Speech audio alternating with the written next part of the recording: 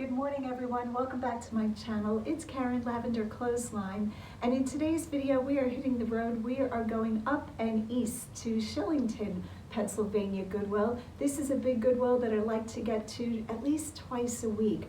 Now sometimes I get there and the place is a madhouse. It is crazy, so if you don't like crowds, don't go there. But they do have good inventory generally. It's a hit and miss. Some days are good and some days not so good. But today we're going to hit the road. We're going to be encouraged and think positive and hopefully find treasure to sell on eBay. All right, hit that like and subscribe button. Go out and get what's yours.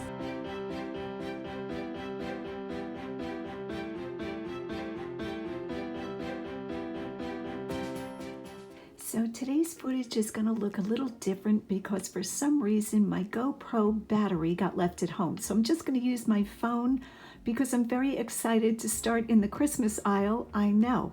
You would think I'd be over Christmas by now, but sometimes I just feel like looking at Christmas, and this day was no different. $3.99 for a beautiful velvet and gold bell decoration. Now the bells were quite heavy, the velvet was good quality, and on top of it, a very mid-century modern plastic fruit bit. In the cart it goes. So this is what Christmas aisle looks like in Shillington. All of the Goodwills that I've been going to have the Christmas aisle fully stocked, and I like this idea because a lot of people aren't buying Christmas, so I am able to score a light up candy cane bunch, lawn decoration. If this was in November, there's no way this would be sitting on the shelf. But because here we are at the end of March and everybody's waiting for warm weather, there is hardly any competition for Christmas items. So this is working out just great for me. $6.99. I'm not sure if Goodwill is going to do this from now on with putting out off-holiday seasonal things. But like I said, this really works out great for me because I list items all year long. I don't hold back any kind of holiday items. Here I'm just finding a box that was misplaced. It is a clear glass box, and then right on to this little December calendar. These were tiles with Velcro or hook and loop, I should say, backing, but it just had December, so I don't know that that was really that fun. I'll have to give that thought. Here is a Santa sleigh. Santa is missing, but look at Santa's helpers. I loved these guys. They were very elfy, I don't know, like elf on a sleigh looking. And no, I didn't pick it up because I felt like the piece was too big. And with USPS rate hikes for long things, I felt like I should be really careful of what long items I start picking up. This little mailbox tin was cute. Santa's letters go in here, and I do take a look at this. Now this is originally a cookie tin, I believe. North Pole, and if this was like $1.99, I would have taken it, but I felt $4 was too high for a mass-produced cookie tin. Next I'm on to looking at snowmen stocking hangers. They were nice quality, but I didn't pick them up. And then this vase caught my eye. Now originally I thought this was vintage, but upon closer inspection I don't think it was. Very hard to tell with glass for me. As I turned the corner, we saw this cat print, we meaning you and me. Now this is not especially anything of note, but I really liked the colorway of this, and at $1.99 I thought this was great for cat lovers, for folk art people. And so I decided to put him in the cart. I couldn't leave him behind. Nice wood frame too. So this is what the cart is looking like. Let's keep going. So the view with my iPhone is so much different than the GoPro. So if you notice sometimes the center of the camera is not on the item, that is why. Here I'm finding a bread box. I really liked the round shape. And at first I thought it was vintage, but then I see the branding there, OG. I think that's how we say that, OGGI. So not especially vintage, but I had to play with the top a few more times and then I left it behind. But what I didn't leave behind was this gorgeous wire basket. Now I call all of these baskets or this type of metalwork French wire. I don't think these are made in France, but for some reason that's what my brain is calling them. And I love these, I do well with them. I think people like them to corral anything that's extra in the house, whether it's mail, on top of the desk. So I will use those type of keywords in my listing. And now we are on the pink and purple aisle, kind of like a mix of the two with some blue thrown in. Definitely did not want that little dolly statue. But here I'm noticing this glass egg shape. Beautiful, even though it's made in China. I did not like that it had a hole on top, so I do leave that behind also.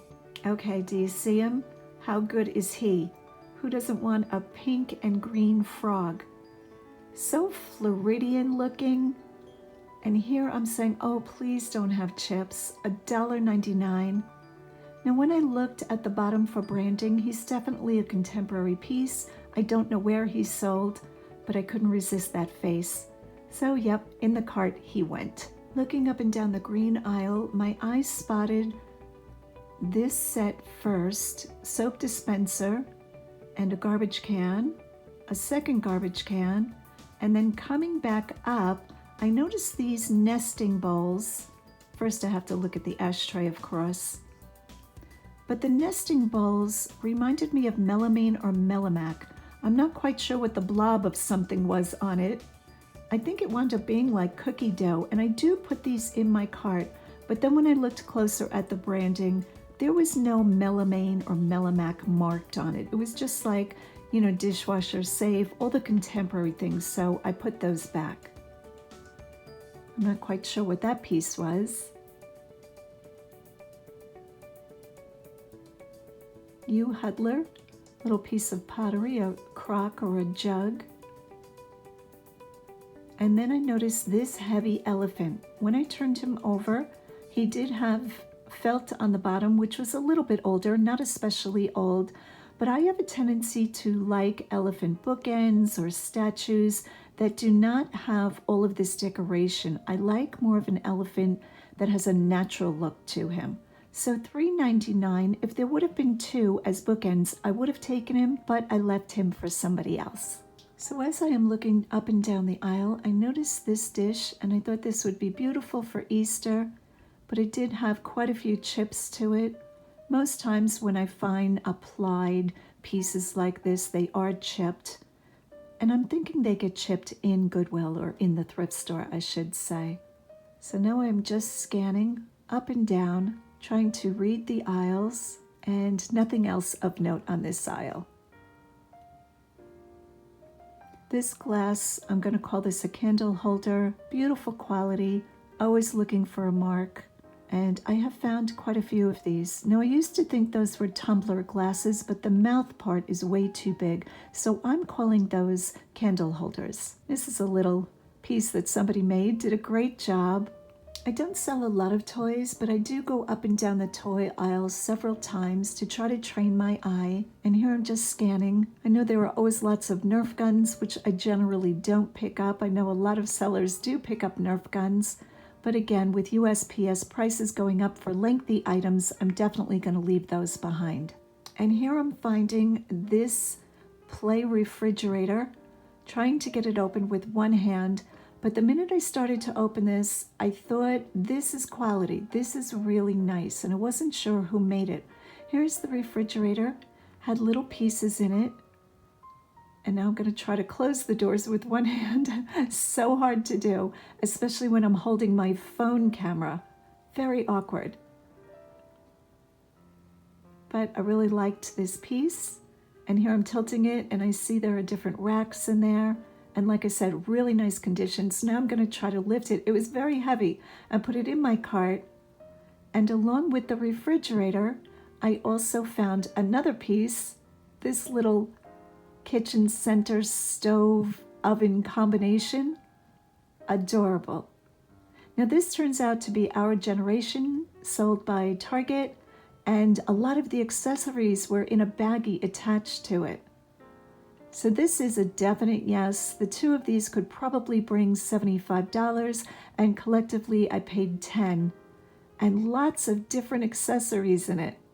So that's always a fun find, and I was trying to balance it on my cart after balancing it in my arms. Just crazy. Really nice condition, And that topped everything else. And as you can see, I've picked up clothing also. Now I scooted over to the blue aisle.